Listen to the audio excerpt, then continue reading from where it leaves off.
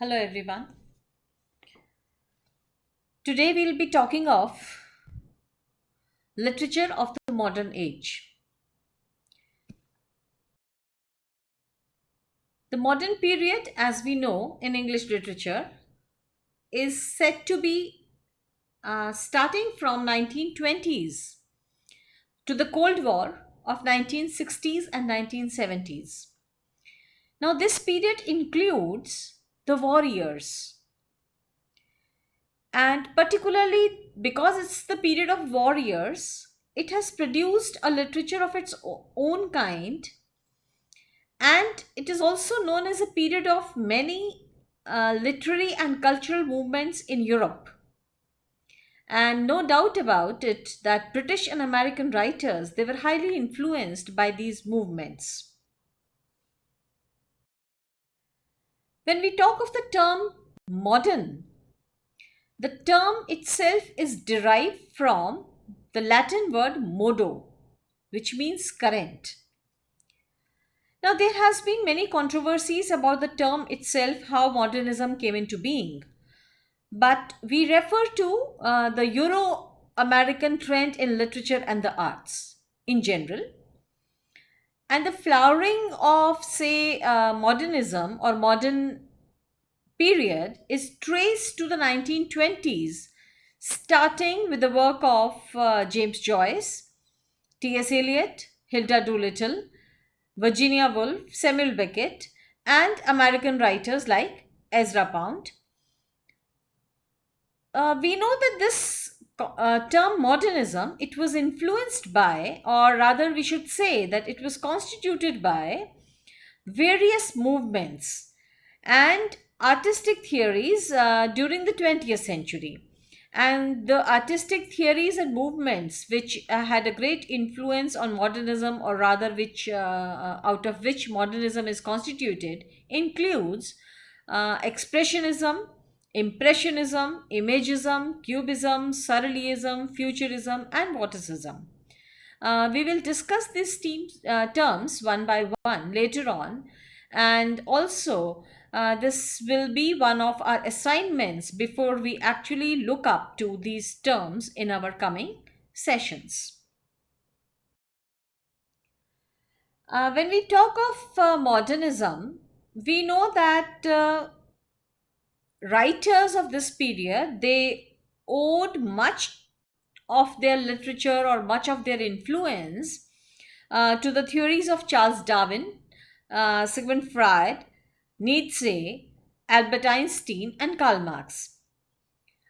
Modernism as a term is also linked to another term, modernity.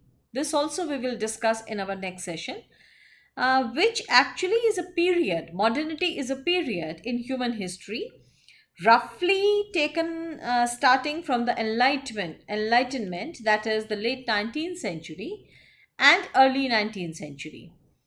And it is marked by the division of religious and secular. On the one side, we have religious vis-a-vis secular, then increasing mechanization of the world, technology, etc., rise of industrial capitalism with the growth of industrialization, increased role of the state, government forms changing, increased regulation of time and space, discourses on emancipation of women and the working classes, as we have seen earlier also during the Victorian era. So, modernism is a period which is starts with a period of in human history which is roughly called as modernity. Now, coming to modernism, the moment we say it is modernism, we understand that it is a sort of cultural movement, because the cultural, artistic, architectural, or literary moments and movements which marked the early decades of 20th century are termed as the modern age, and this is what we in fact know as modernism. Now, just have a look at the important features of modernism. And here we have to keep in mind that we are looking up modernism as a cultural movement. So we'll be highlighting how this modernism as a cultural movement impacted and influenced the writings and the works of art. So, among the features of modernism, the first feature is that there was a high degree of complexity in structure. That is how we define modernism. Writers and artists, they were reworking on tradition. The works are intensely self reflexive, where it seems to be as if the artists are exploring the processes of their own compositions, a kind of self reflection. We see that they are often fragmented and non-linear, breaking up the time frames and plots, especially in fiction. Most of the literature is city based, even art is city based. Then we also see that modern literature or modernism as a cultural movement is located in the context of empire and world wars, as we discussed earlier, and also because the wars were involved, so advanced military technology. So it is reflected in the context which it shows with its affiliation to military technology and empire. Then we see that there was a great deal of experimentation with language and form during this period. There was an increased interest in subjectivity and the working of human consciousness.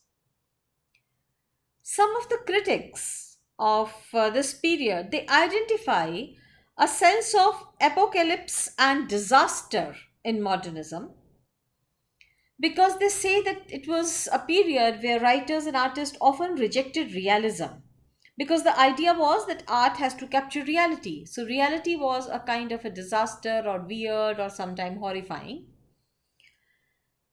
Fiction of this period, or modernist fiction as we call it, tends to defamiliarize and tries to make strange what is common.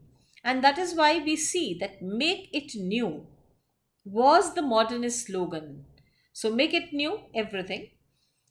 Then we also see that among the basic features of modernism, it was highly elitist.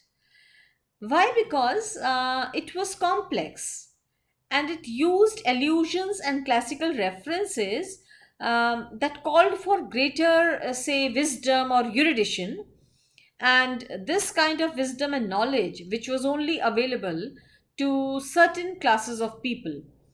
So we see that it was a highly elitist kind of a literature or art.